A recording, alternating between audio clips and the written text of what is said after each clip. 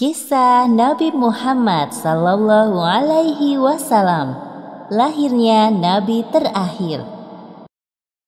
Ribuan tahun lalu, Mekkah hanyalah sebuah lembah di tengah padang pasir, tempat persinggahan para kafilah dagang yang kemudian diubah menjadi sebuah kota di masa kekuasaan Nabi Ismail alaihi salam. Kota Mekkah juga menjadi saksi atas lahirnya Khatamul Anbiya, penutup para nabi. Beliau adalah Muhammad bin Abdullah. Nenek moyang Nabi Muhammad bernama Hashim bin Abdul Manaf. Saat Hashim berkuasa, kota Mekkah terkenal dengan pusat perdagangannya yang makmur. Tidak ada yang dapat menyaingi kemampuan berdagang masyarakat Mekkah pada saat itu. Namun sayangnya, kehebatan masyarakat Mekkah dalam berdagang tidak sebanding dengan kebiasaan jahiliyah yang sering mereka lakukan. Hei, lihatlah burung itu. Sedari tadi ia terbang di atas kepalaku, lalu berbelok ke arah kiri. Nenekku pernah berkata, jika burung itu berbelok ke arah kiri, maka kau akan tertimpa sial. Benarkah ucapanmu? Ya, tentu saja. Menurut kepercayaan masyarakat jahiliyah, jika burung itu berbelok ke arah kanan, maka nasib baik akan datang. Begitupun sebaliknya. Orang-orang Arab pada masa jahiliyah sangat percaya pada tahayul. Kebiasaan jahil lainnya adalah tentang penyembahan berhala. Awal mula penyembahan berhala di kota Mekkah ketika seorang bernama Amr bin Luhai membawa sebuah berhala besar bernama Hubal dari Syam. Lalu diletakkan berhala Hubal itu di sekitar Ka'bah dan ia menyuruh orang-orang menyembahnya. Ayo cepat, bawa kemari minumannya. Kerongkonganku rasanya kering sekali. Sabarlah sebentar kawan. Bagaimana kalau kita berjudi sambil minum-minum? Tawaranmu sungguh menggiurkan. Tentu aku tidak bisa melewatkannya kali ini. Hei, kamu yang duduk di sana, panggil para penari untuk menghibur kami. Tidak hanya berjudi dan minum arak, pencurian, perampokan juga hal yang sering terjadi. Sasarannya orang asing yang mereka temui di jalan. Hei kau, cepat turun dan serahkan semua harta yang kalian bawa. Mulai saat ini, kau dan istrimu adalah budak di rumahku. Kalian berdua jangan sekali-kali berani melawanku, atau nyawa kalian melayang. Tak terasa tahun demi tahun berlalu dengan cepat. Kepemimpinan Hashim digantikan oleh pemimpin yang lebih muda dan berkompeten di saat usianya telah lanjut. Sebelum beliau meninggal, Hashim mewariskan banyak sekali harta kepada Abdul Muthalib. Wahai keponakanku, semua ini adalah harta milik ayahmu. Kau pantas mendapatkannya. Terima kasih, wahai paman. Aku akan menggunakan semua harta peninggalan ayahku untuk kebaikan. Saat ini, Abdul Muthalib berperan sebagai Siqayah, yaitu orang yang bertugas menyediakan air dan makanan bagi pengunjung Ka'bah. Saat itu, Ka'bah sangat ramai dikunjungi oleh orang-orang, melebihi gereja Al-Quds di Yaman milik Raja Abraha. Namun, seiring berjalannya waktu, persediaan air semakin menipis. Pada saat itulah Abdul Muthalib teringat tentang cerita sumur Zam-Zam. Banyak orang mengatakan bahwa sumur Zam-Zam telah tertimbun tanah ratusan tahun yang lalu, jadi mustahil jika ditemukan. Sepertinya aku harus menemukan sumur Zam-Zam itu. Apalagi tugasku sekarang sebagai Siqayah. Kemudian beliau memanggil salah satu putranya yang bernama Harits. Wahai Harits, anakku, kemarilah. Dapatkah engkau menemaniku mencari sumur Zam-Zam yang telah tertimbun tanah ratusan tahun lamanya itu? Baiklah, dengan senang hati aku siap membantumu mencari sumur Zam-Zam itu, wahai ayah. Abdul Muthalib dan Harits berpencar dalam menggali di beberapa tempat, namun tidak ada hasil. Wahai ayah, apa mungkin sumur Zam-Zam benar-benar telah lenyap tertimbun tanah? Wahai anakku, kalau kita bersabar, Allah akan memudahkan pencarian kita. Orang-orang yang melihat perbuatan Abdul Muthalib dan Harits hanya bisa mencemooh. Wahai Abdul Muthalib, mengapa engkau mengerjakan perbuatan yang sia-sia? Sumur itu telah lama hilang tertimbun tanah. benar yang dikatakannya. Bukankah dahulu nenek moyang kita, Mudzaz bin Amr, pernah mencari tapi juga tidak berhasil? Sudahlah, biarkan saja dia. Lagi pula kita telah mengingatkannya. Abdul Muthalib terbangun dari tidurnya karena mendengar suara. Ia seperti mendapatkan petunjuk tentang keberadaan sumur Zam-Zam dalam tidurnya.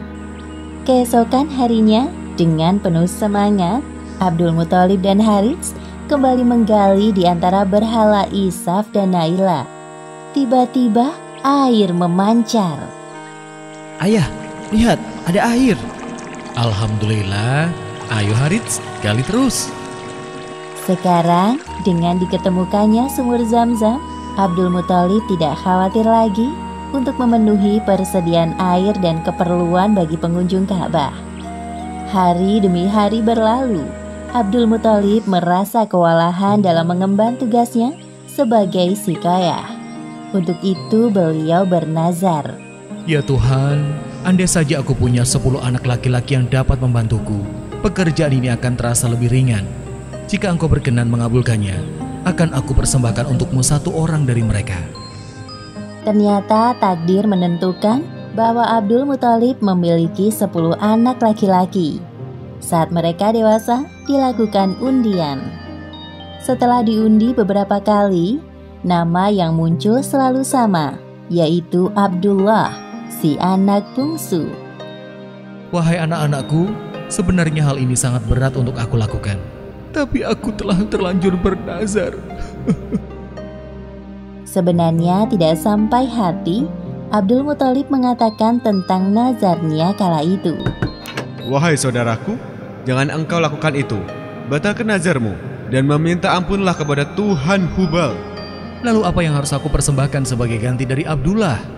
Kalau engkau dapat menebusnya dengan harta, maka berikanlah itu kepada berhala agar mereka tetap berkenan kepadamu. Menurut kami, itu keputusan yang terbaik. Setelah melakukan perundingan cukup lama, diputuskan bahwa Abdul Muthalib harus menyerahkan 100 ekor unta sebagai ganti dari persembahan Abdullah. Abdullah adalah pemuda baik, sopan dan berwajah tampan. Banyak gadis-gadis Mekah yang tertarik dengannya, apalagi ketika mereka mendengar bahwa nyawa Abdullah setara dengan 100 ekor unta. Mendengar kenyataan bahwa Abdul Muthalib berencana menjodohkan Abdullah dengan anak dari Wahab bin Abdul Manaf, para gadis Mekah itu tentu kecewa. Allah Subhanahu wa Ta'ala telah menentukan jodoh Abdullah dengan Aminah, gadis yang memiliki nasab yang paling baik di kalangan suku Quraisy. Akhirnya mereka berdua menikah. Wahai istriku, musim semi telah tiba. Ini tandanya aku harus melakukan perjalanan dagang ke Syam.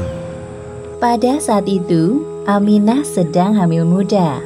Jika itu memang kewajibanmu, pergilah wahai suamiku. Meskipun sesungguhnya aku sangat berat untuk melepas kepergianmu. Simpan kekhawatiranmu, wahai istriku. Aku sekarang ini harus bekerja keras untuk calon bayi yang ada di dalam kandunganmu ini. Keesokan harinya, Abdullah berangkat bersama kafilah dagang yang lain. Aminah melepas kepergian suaminya dengan doa. Perjalanan dagang Abdullah berjalan lancar. Dalam perjalanan pulang, Abdullah singgah di Madinah untuk menemui sanak saudara dari ibunya. Ketika beristirahat, tiba-tiba Abdullah merasakan kesakitan dan merasa tidak sanggup melanjutkan perjalanan. Wahai kawanku, sepertinya aku tidak sanggup untuk melanjutkan perjalanan ke Mekah. Tolong sampaikan kabar tidak baik ini kepada ayahku. Baik, wahai Abdullah, aku akan menyampaikannya kepada Abdul Muthalib sesampainya di Mekah. Ketika berita itu sampai ke telinga Abdul Muthalib, beliau segera menyuruh anak sulungnya, Harits, untuk melihat kondisi Abdullah dan mengajaknya untuk pulang ke Mekah. Namun setibanya Harits di Madinah, Abdullah telah meninggal beberapa saat sebelum kau datang, wahai Harits. Inna lillahi wa inna ilaihi raji'un. Semua anggota keluarga Abdul Muthalib berduka mendengar kematian Abdullah. Tentu saja Aminah lebih berduka karena kehilangan suami yang sangat dicintainya. Wahai bayi yang ada dalam perutku, semoga kelak engkau tumbuh menjadi orang yang bermanfaat bagi sekitar, seperti mendiang ayahmu, walaupun kalian belum sempat bertemu. Abdullah meninggalkan warisan berupa beberapa hewan ternak dan seorang budak perempuan bernama Ummu Aiman. Pada tahun kelahiran bayi Muhammad, terjadi peristiwa penyerangan yang dahsyat oleh Raja Abrahah dari Yaman. Saat itu Mekah dipimpin oleh Abdul Muthalib.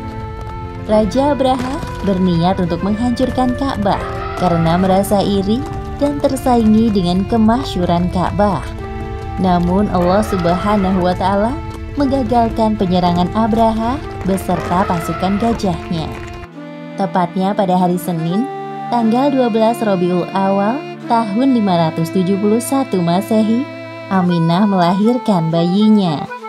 Seorang bayi laki-laki tampan dan bersinar terang. Semua keluarga besar bersuka cita dengan kelahiran Muhammad, seolah-olah Abdullah hadir kembali di tengah-tengah mereka. Kehadiranmu mengingatkanku pada ayahmu. Sungguh, memandang wajahmu mengingatkanku akan ayahmu, wahai cucuku. Dengan penuh sukacita, Abdul Muthalib menggendong cucunya untuk bertawaf di Ka'bah. Ya Allah, terima kasih atas hadiah terindah ini. Aku sangat bersyukur atas kelahiran bayi ini. Akan kuberi nama dia Muhammad. Setelah lewat 7 hari, Abdul Muthalib menyembelih unta sebagai ungkapan rasa syukur atas kelahiran bayi Muhammad. Wahai Abdul Muthalib, siapakah nama bayi ini? Aku memberinya nama Muhammad. Semoga kelak bayi ini menjadi orang yang terpuji dimanapun ia berada. Aminah memandang bayinya dengan perasaan bahagia, seperti doa yang selalu ia panjatkan. Allah Subhanahu wa Ta'ala telah menakdirkan Muhammad menjadi orang yang berpengaruh dalam mengubah sejarah dunia. Seperti yang disebutkan dalam Al-Quran, Surat Al-Anbiya ayat 107. Dan tiadalah kami mengutus kamu, Muhammad, melainkan untuk menjadi rahmat bagi semesta alam. Demikianlah akhir kisah lahirnya Nabi terakhir, Muhammad Sallallahu Alaihi Wasallam. Beberapa hikmah yang dapat kita ambil dari kisah ini, diantaranya, pertama, kesabaran dan niat baik dalam melakukan pekerjaan akan dimudahkan oleh Allah Subhanahu wa Ta'ala, seperti tekad kuat Abdul Muthalib dalam menemukan sumur Zam-Zam untuk memakmurkan Ka'bah. Kedua, jangan terlalu lama larut dalam kesedihan, karena semua yang bernyawa pasti mati dan digantikan dengan generasi baru, seperti kelahiran bayi Muhammad yang menjadi penyejuk hati bagi keluarganya setelah kematian Abdullah. Wallahu a'lam bishawab.